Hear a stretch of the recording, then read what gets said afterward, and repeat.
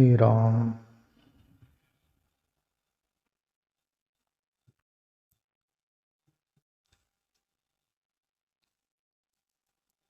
गीता का सूत्र है, अनन्या चिन्तयन्तो माम ये जना पर्युपासते तेषां नित्याभियुक्तानां योगक्षेमं वहाम्यहम्।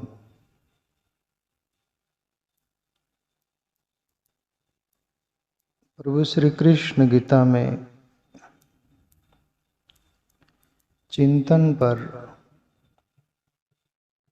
जोर देते हुए बोल रहे सभी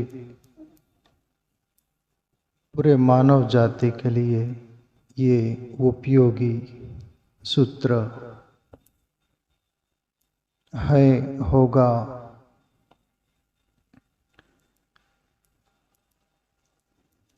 जीवन में मायना चिंतन रखता है, चिंता नहीं।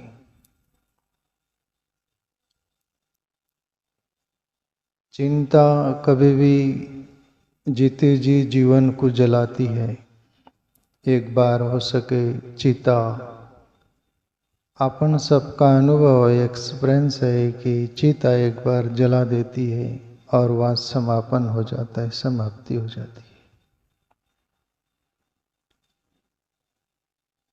इसलिए जिंदगी में चिंता की बजाय चिंतन करे, प्रभु श्री कृष्ण बोल रहे।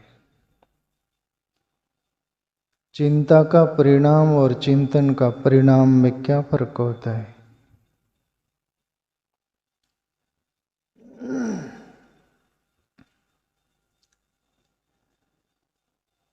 मनुष्य की भूल ये होती है कि वो चिंतन न करते हुए चिंता करता है।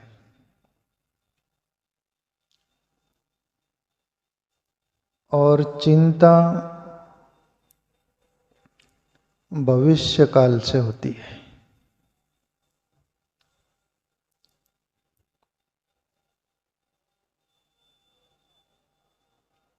भविष्य काल का चिंतन करे तो फिर चिंता पकड़ती है।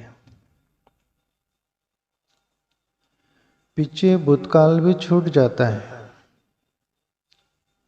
भूतकाल की चिंता मनुष्य करे तो वो दबा पड़ा रह जाता है। भूतकाल का चिंतन कैसा मनुष्य को दबा के रखता है और भविष्य काल का चिंतन कैसे चिंता में डाल देता है। और ईश्वरीय आत्मचिंतन कैसे मुक्त कर देता है, वो हमारे जीवन में कैसे काम आता है, इस पर थोड़ा चिंतन करने जैसा है। भूतकाल में जो घटना घटी वो घट गई, वो रिपीटिशन नहीं होती, पुनरुक्ति नहीं होती। और जिंदगी का नियम है, जिंदगी में एक ही बार कोई भी घटता है, दोबारा कभी नहीं घटता। ये आप लोग बैठे हैं ना, आज जो बैठे हैं आइंदा नहीं बैठ सकोगे, आओगे वो बैठना अलग होगा। पर आज का बैठना, आज का सुनना, आज के विचार प्रत्येक क्षण बदलते रहता है।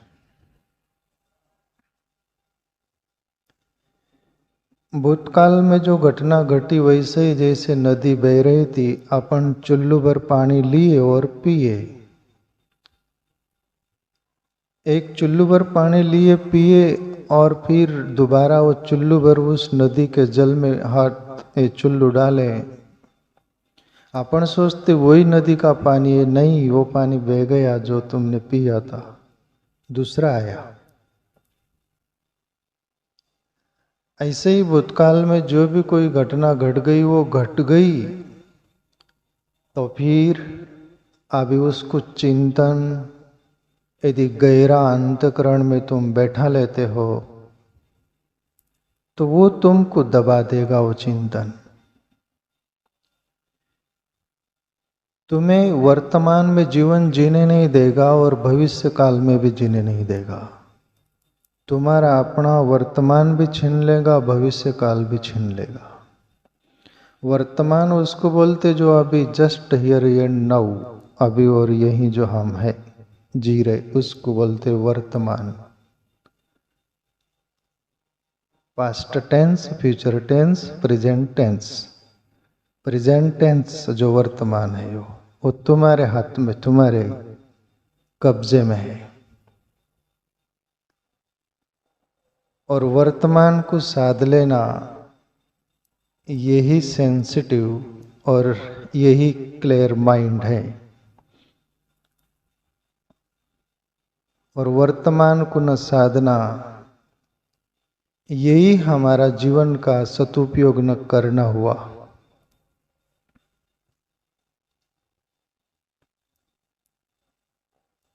मनुष्य भूतकाल का चिंतन करके कैसे दब जाता है और वहीं पड़ा रह जाता है, रुक जाता है। जैसे तुम्हारे अपने जीवन में कल कुछ घटना घटी तो उसको गांठ मार लेते, वही बात दोहराते, नहीं अपने को अच्छा नहीं लगाओ। अरे किसी ने बोला, वो एक्शन हुआ, वो जो भी बात हुई हुई, उसको छोड़ दो। वर्तमान साधना हो तो वो कल था, आज आज है, उसको पकड़ के बैठोगे तो वैसे ही जैसे तुम खड़े रह गए, आगे चल नहीं पा रहे, वहीं खड़े रहोगे। ये भूतकाल का चिंतन।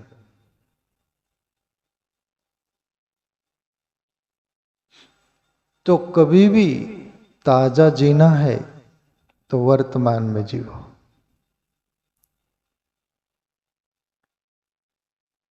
फ्रेश जीवन रहेगा।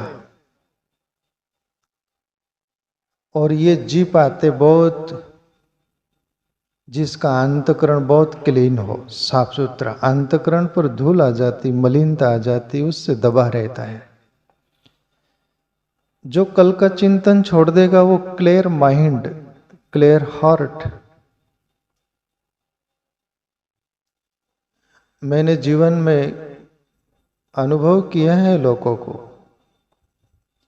कल की बात पकड़ के जीवन को खपा देते हैं, वो कहीं के नहीं रहते। उनके जीवन में हर्ष, उल्लास, शांति, आनंद, भाईचारा, प्रेम ऐसा कुछ नहीं रहता। बस मुंह चढ़ाए बैठे रहते, मुंह चढ़ाए जीते, जिंदगी को खपा देते वैसे ही। तो भूतकाल का चिंतन छोड़िए। वो चिंतन को साधना हो तो भला चिंतन को मोड़ दे दो। इससे प्लस देना हो तो आध्यात्मिक चिंतन बना लो उसको, तो भूतकाल सुधर जाएगा। और भूतकाल और भविष्यकाल ही वर्तमान बनता है। वर्तमान ही भूतकाल और भविष्यकाल बनते हैं। ये वर्तमान से ही भूतकाल का जन्म होता है और भविष्यकाल का जन्म होता है। इसलिए वर्तमान बहुत मायना रखता है। कोई साधु संत या ऐसे सेंसिटिव व्यक्ति जिसका अंतकरण और माइंड बहुत क्लियर है, प्यारे मित्रों, वर्तमान में जीते हैं। मैं मेरा बोल रहा हूं, मैं किसका बोलूं, सब दुनिया ऐसे होंगे, वो ऐसे ही जीते हैं। पर मेरे जिंदगी में भी भूतकाल आया, भविष्यकाल आया, पर मैं दोनों को देखा, बीच में खड़े रहकर वर्तमान में भूतकाल को छोड़ दिया, तो जिंदगी संवर जाती है। भविष्य काल का सोचो, मेरा क्या होगा, तेरा जो होगा वो हो गई। तुलसी भरोसे राम के निर्भय होके सोए, अनहोनी होती नहीं, होनी हो सो होय। चिंत्यो मेरो होत नहीं, चिंत्यो हरि को होय, हरि को चिंत्यो हरि करे मेरो निचिंत कबीर। कबीर बोले चिंत्यो मेरो होत नहीं, चिंत्यो हरि को होए, हरि को चिंत्यो हरि करे मेरो निचिंत। बोले हरि ने जीवन दिया है, जीवन जीने के लिए सब कुछ दिया है, इतना सब ख्याल रखा है और रखेगा, तो मैं हरि का चिंतन करूं, चिंता क्यों करूं? कबीर बोले।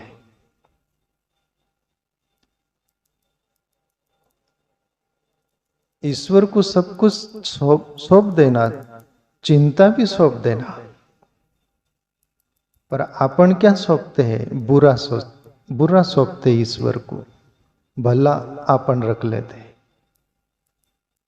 ये मनुष्य की बड़ी मन की होशियारी बोला जाए। वैसे ही जैसे एक संत को एक ग्रस्त ले गए अपने घर बनाया है बड़ा अच्छा दिखाने के लिए, और कुटुंब परिवार का परिचय देने के लिए प्रार्थना की थी। संत से गए संत, और वो जो घर का मेन व्यक्ति था, बाबा जी बैठे हैं चेयर पर या जो भी, जहाँ भी सब कुटुंब परिवार बैठे हैं, सोफा सेट जो भी अदर, परिचय देता है संत से वो आदमी कि बाबा ये मेरे पिताजी है, ये मेरी माँ है, ये मेरा भाई है, ये है मेरी बहन है। वो जो भी परिवार जितना होता है पूरा परिचय देता है। एक कोने में खड़ी थी, तब संत बोले वो कौन है? बाबा वो मेरी पत्नी है। पहले तो ये बोला था, संत बोले बड़ा फैमिली अच्छा है। तब वो आदमी बोला था नहीं बाबा ये आपकी है, बोले सब पूरा फैमिली आपकी है। सबका बता दिया। फिर कोने में खड़ी थी, संत बोले वो कौन है? वो मेरी पत्नी है। पूरी फैमिली आपकी है पर वो मेरी पत्नी है। ये मनुष्य की होशियारी, कहीं ना कहीं अपना रख लेता है,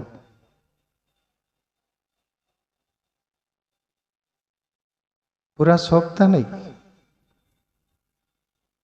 प्रभु श्री कृष्ण इसे के लिए बोले तमेव शरणम गच्छ सर्वभावेन भारत तत्प्रसादात्मराम शांति स्थानम प्राप्यसि शाश्वतम। अर्जुन,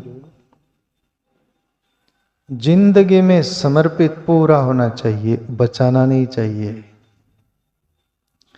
और पूरा समर्पित होने का हम बीज से सीखे। बीज पूरा समाप्ति हो जाता है उसका, तभी अंकुरित होता है। यदि बचाए तो वृक्ष नहीं, पेड़ नहीं बन सकता हो। इसलिए हम कभी भी जीते हैं अपने को बचा के रखते हैं, फिर घटना नहीं घटती।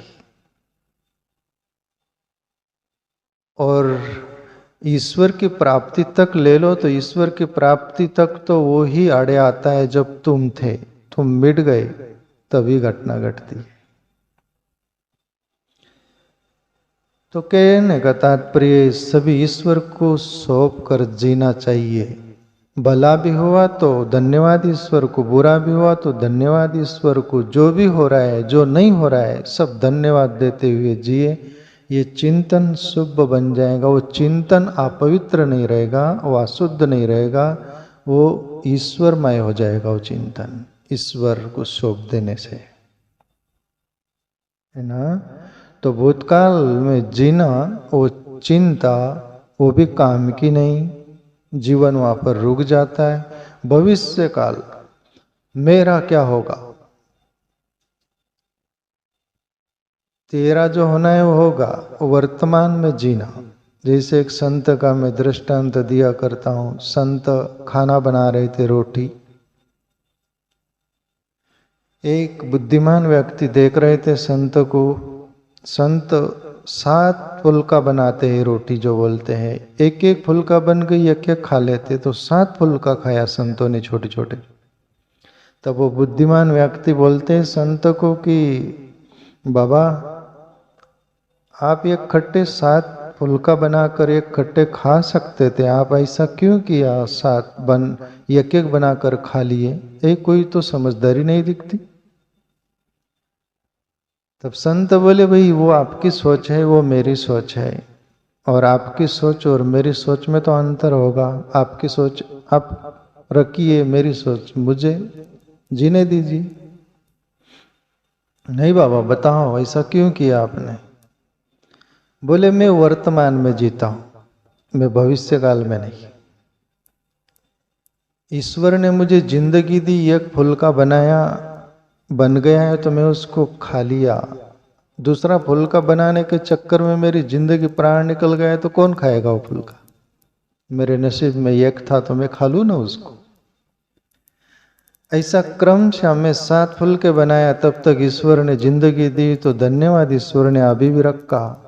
बोले मैं वर्तमान में जीता हूं, भूतकाल का भी मेरा जीवन नहीं, भविष्य काल का भी नहीं। तो वर्तमान में जीने से ये मजा है। अभी आप लोग बैठे सत्संग में बैठे हैं आप, यदि वर्तमान में जीवोगे और वो सभी कुछ कैच करोगे तो अभी आप जो बैठे हो ना उतना ही जीवन दिखेगा आपको, और इसमें घटना घट सकती है। कोई ऐसे शब्द अंतकरण में जाकर चोट कर जा सकते, जीवन बदल देगा।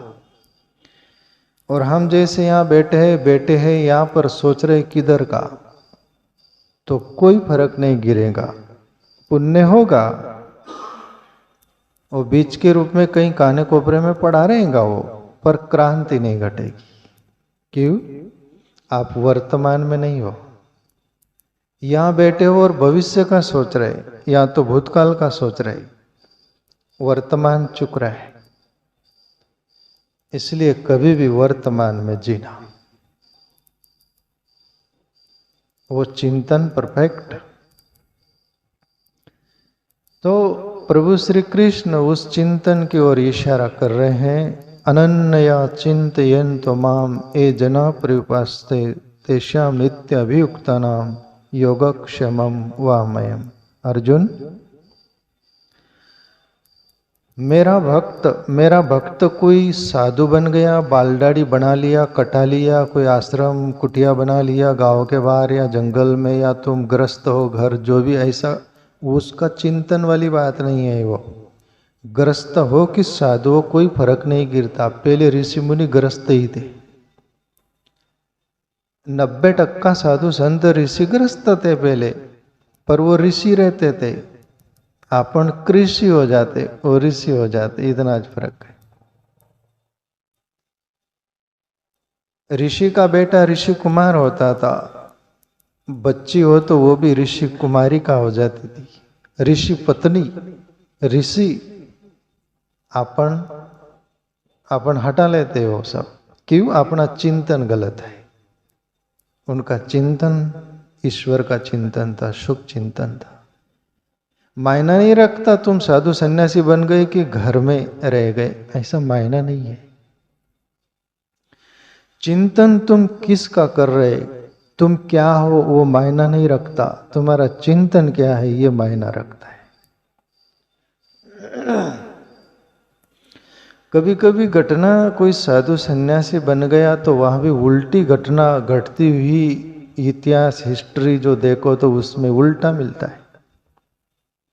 और जो घरग्रस्त में रहे, यहां तक कि वेश्या का जीवन बदला हुआ, उसको सदगति हुई पर साधु को नहीं हुई, ऐसा एक कहानी स्मरण आती है।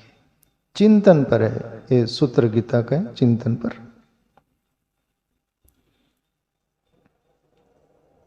एक साधु था, गांव के बाहर आश्रम कुटिया थी, और एक वेश्या थी।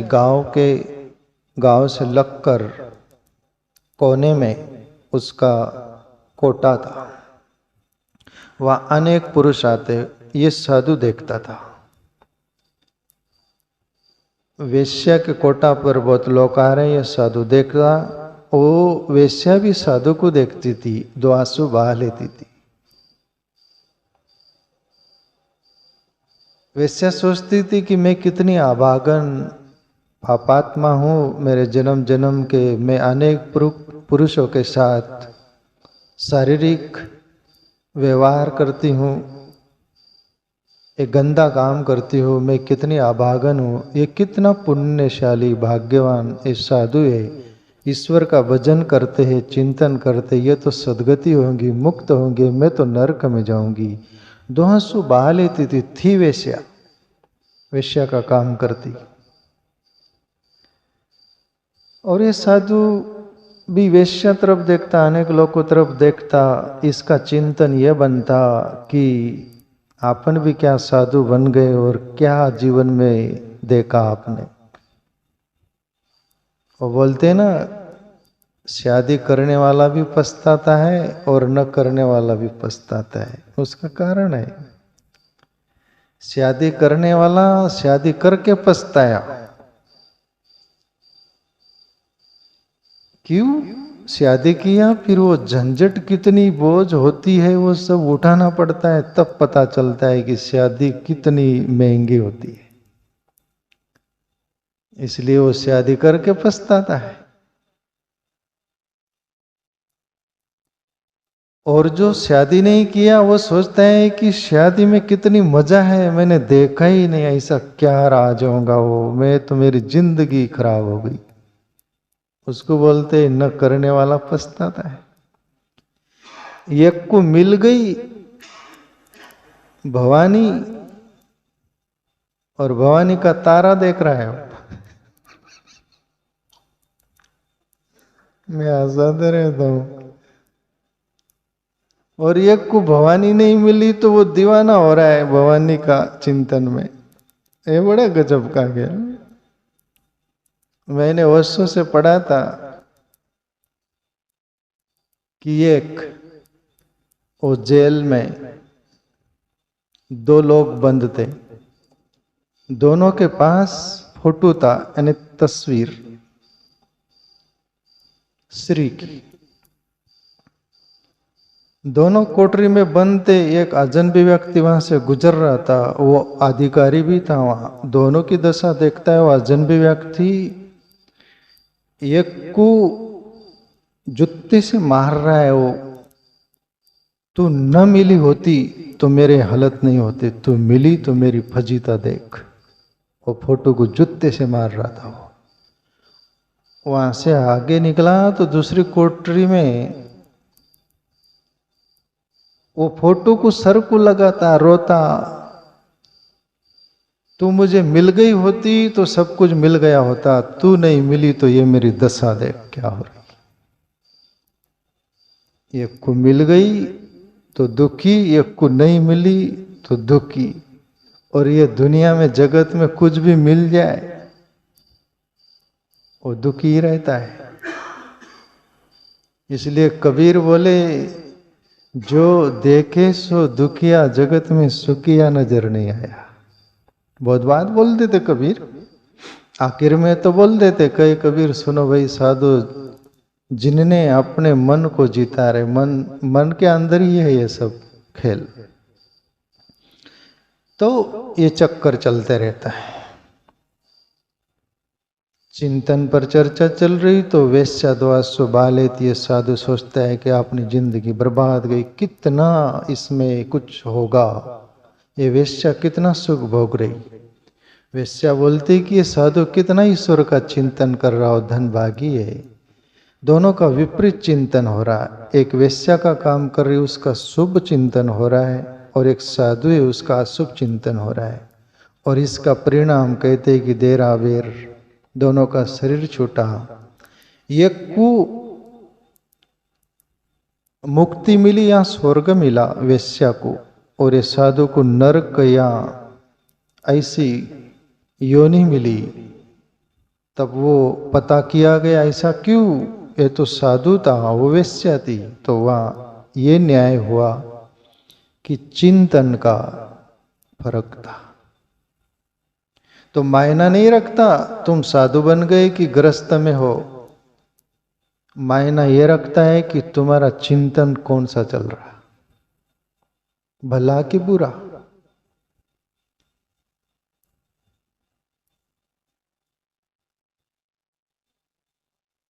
प्रभु श्री कृष्ण बोल रहे, अनन्या चिंतयन्तो माम ये जना प्रयुपास्ते। अर्जुन, अनन्य प्रकार की सब चिंता छोड़कर जो मेरा चिंतन करता है,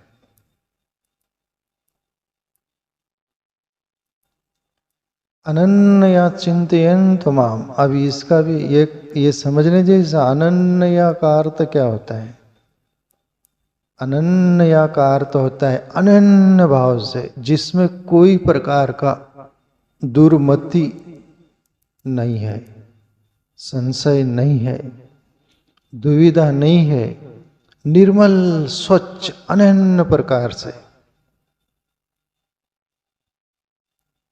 अपना अनन्य चिंतन क्यों नहीं होता?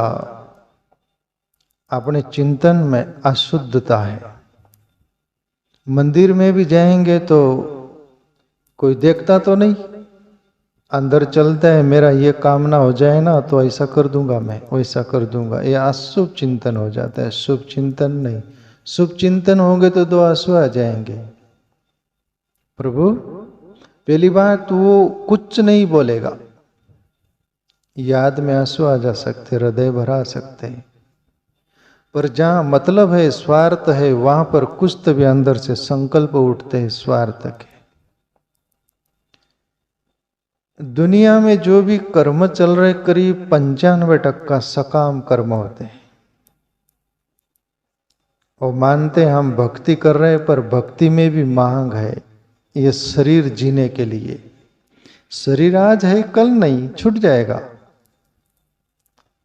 शाश्वत नहीं, पर शरीर मिलाता बड़े भाग मानुष तन पावा, सुर दुर्लभ सत ग्रंथ गावा। शास्त्रों ने, ऋषि मुनियों ने गाया, बड़े भाग्य से शरीर मिला है, भजन।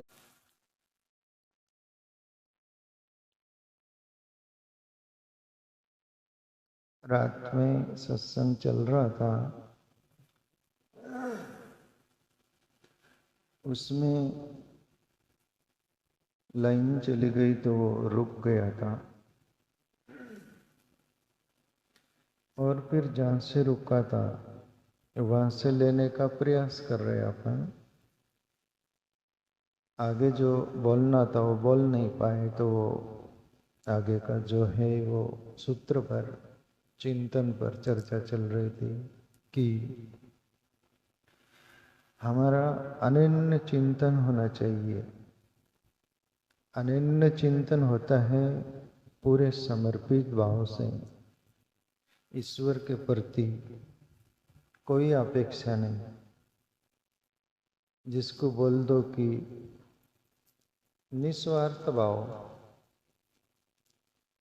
स्वार्थ तो सब में होता है, पर स्वार्थ भी सभी दूर नहीं काम आता। परमात्मा के प्रति तो निस्वार्थ भाव एक भक्ति बन जाता है, ईश्वर चिंतन बन जाता है, आत्मचिंतन बन जाता है, वो कुछ गरिमावान होता है। जैसे अनन्य हमारा चिंतन कैसा हो, मुझे एक भक्त की छोटी सी बात, कहानी याद आती है, मैं वो लेना चाहूँ तो।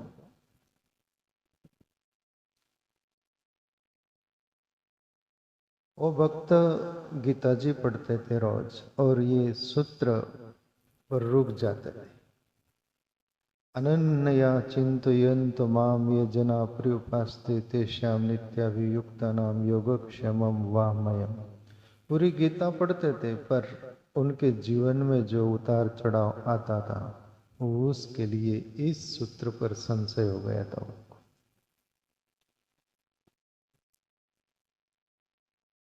वो दो भाई थे, वो जो भक्त था, ग्रस्त भक्त था, वो दो भाई थे।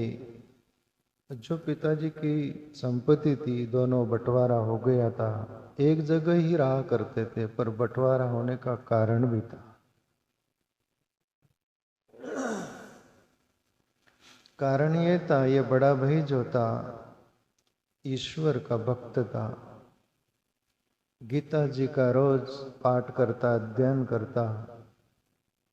करमशा गांव के बाहर एक तालाब था, वहां पर सुबह से चला जाते हो और गीता जी का पाठ करते, भजन करते। ऐसा क्रम चलता था उनका बरसों से। कोई किधर ज़्यादा कर्म में इधर उधर कोई ख्याल नहीं देता, तो छोटा भाई सोचता कि मेरा बड़ा भाई कोई काम नहीं करते। तो एक जगह नहीं रहना चाहिए, अलग हो जाना चाहिए। और वो अलग जिसको बोलते हैं ना, हाँ, अलग अलग हो जाना।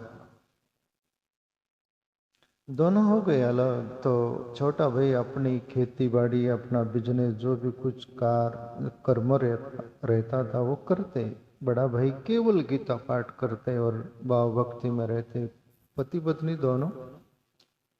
पर जो बड़ा भाई था वो अनन्य भाव से चिंतन करते थे। पर कभी कभी अनन्य भाव में भी हमारी जैसे कि वो धैर्य की पराकाष्ठा आ जाती, तो कभी कभी धैर्य अनन्य भाव वाले का भी टूटता हुआ सा लग जाता है। पर जिंदगी वहां तक खींचती है, जिसको अपनाता है उसी को आजमाता है, खजाने इन्हीं बहाने लुटाता है। जो शेर है ना, कोई परमात्मा हो, कोई सदगुरु हो, कोई भला व्यक्ति हो, कुछ देना चाहते हो तो फिर उसको आजमाते कहते हैं, पूरा ताड़ते वहां तक जहां तक कि टूटे ना वहां तक। कुदरत की भी ऐसी वो रचना है, जैसा कि वो वक्त का यहां तक परिस्थिति स्थिति हुई कि खेती जो थी वो भी बिक गई, और कुछ नहीं रहा सारा। घर जो था अलग, वो घर भी गिरवी रख दिया गया। यहाँ तक स्थिति आई कि पति पत्नी के दो जोड़ कपड़े थे, एक एक जोड़ भी गिरवी रख दिए। एक ही कपड़े के जोड़ पर दोनों पति पत्नी रहते, ऐसा उनके जीवन में आता है।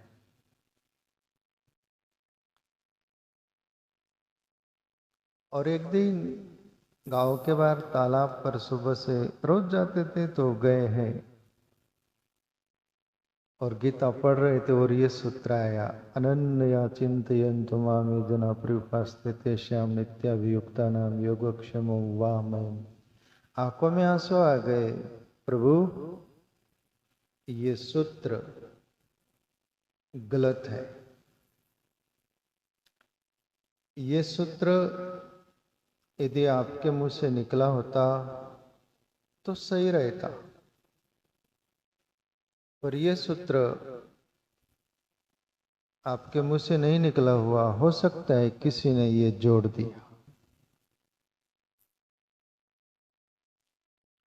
आज वक्त का धैर्य की पराकाष्ठा, जो अनन्य जो चिंतन था, वो उस पर थोड़ा सा थिरकन आ गई, कंपन आ गई, और वो गीता के श्लोक पर लाल रेखा मार दी कि यह गलत है।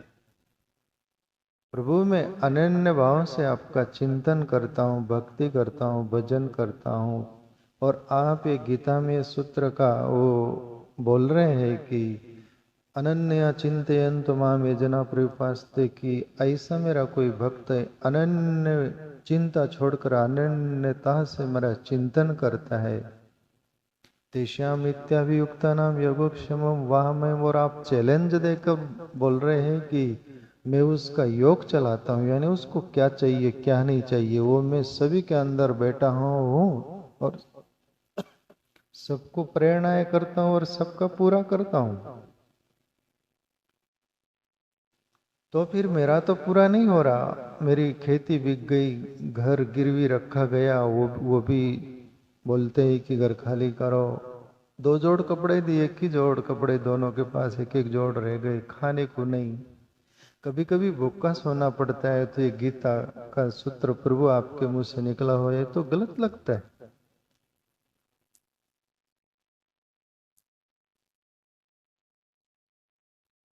लाल रेखा मार दी।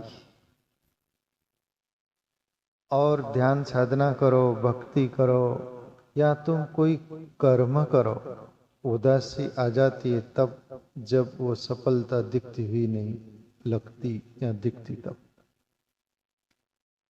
पर वो उदासी हताशा भी उसकी आखिरी परम सीमा का संकेत करती है। वहां तक तुम पहुंच गए, फिर आगे बढ़ना नहीं चाहते हो, आखिरी मंजिल तक पहुंच गए, अब वहां से आगे जाना नहीं है, वहां रुक जाना ही वो दशा और दिशा स्थिति है।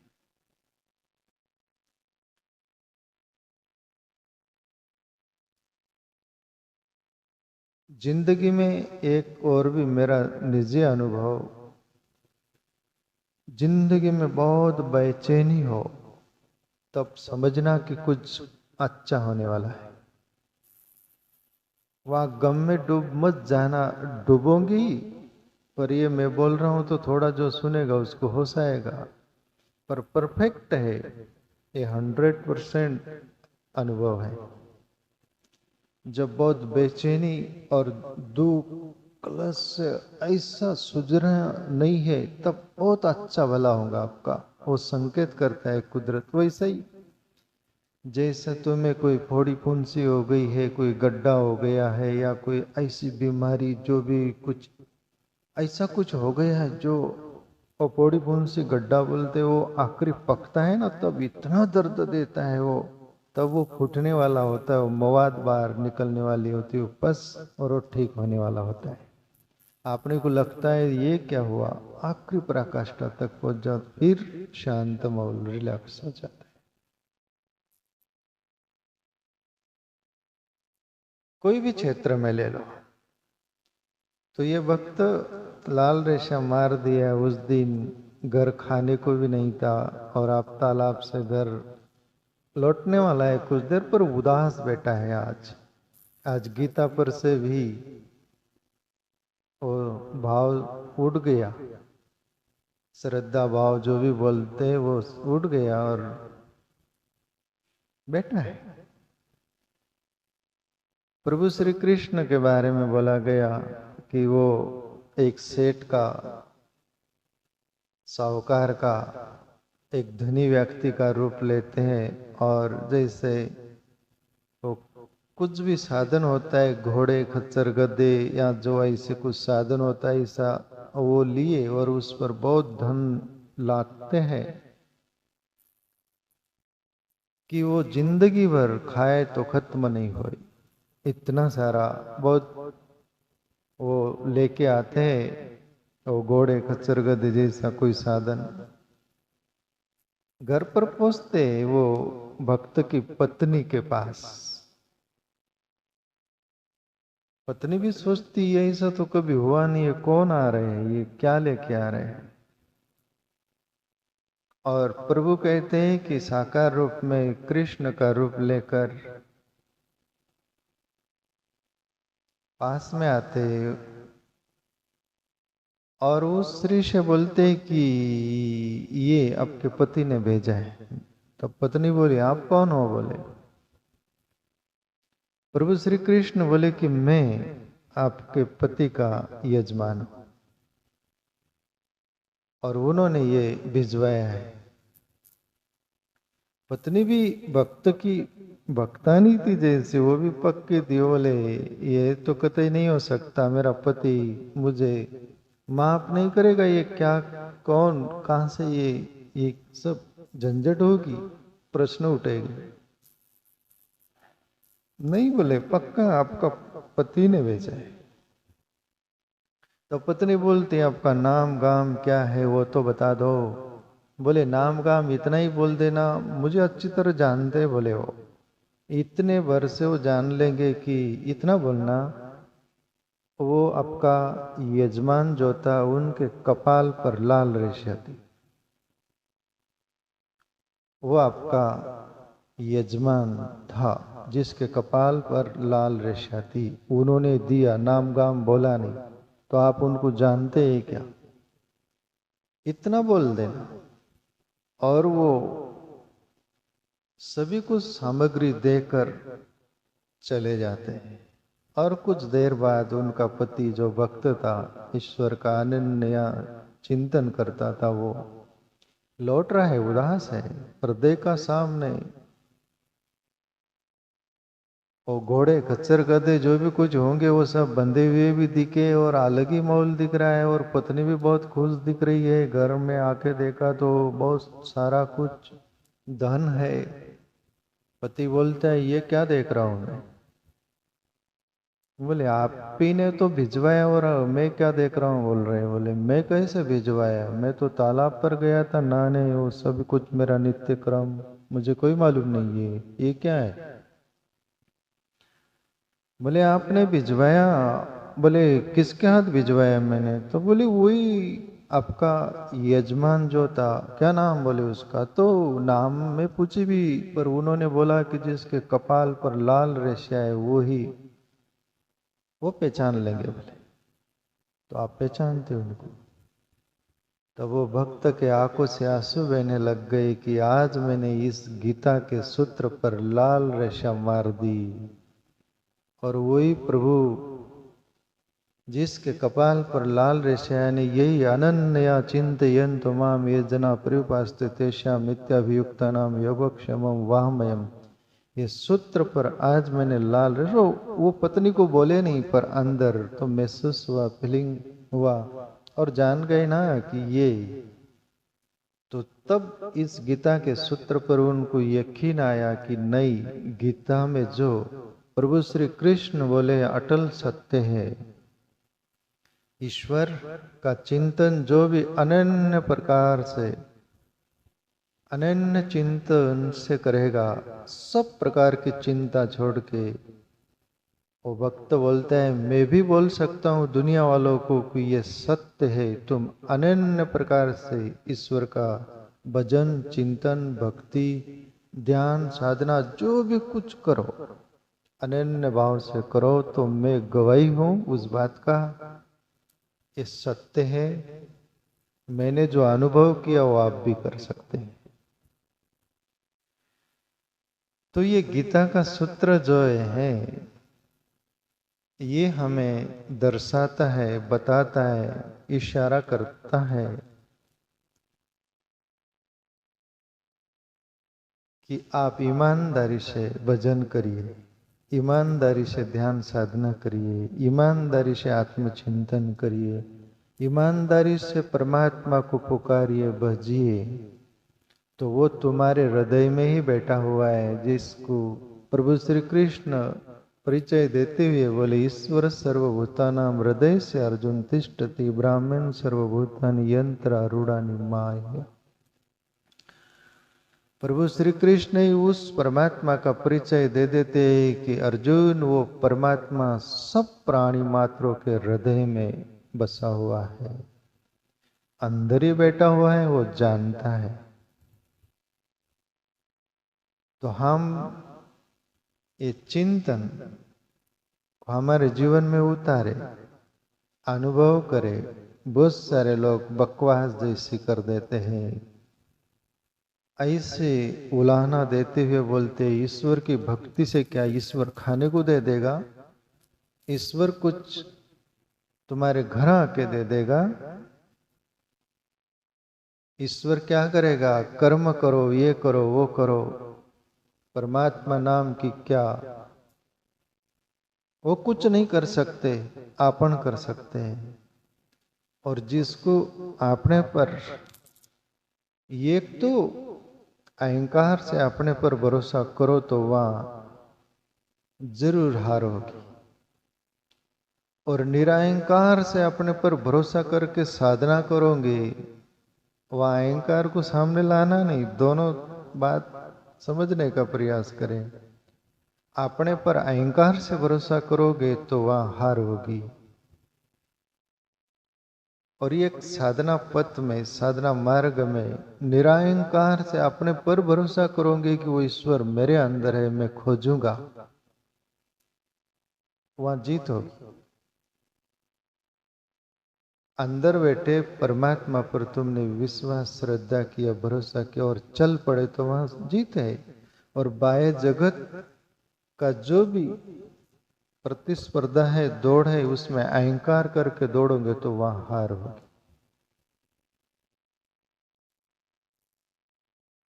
तो ये गीता का सूत्र मैंने रात में जो बोला था वहाँ लाइन जाने की वजह से वो वहाँ रुक गया था, तो अभी आप लोग आए तो वो सुनना चाहे तो जो भी बाकी था वो मैंने आपके सामने रखा। तो ऐसे अनन्य भाव से चिंतन करिए।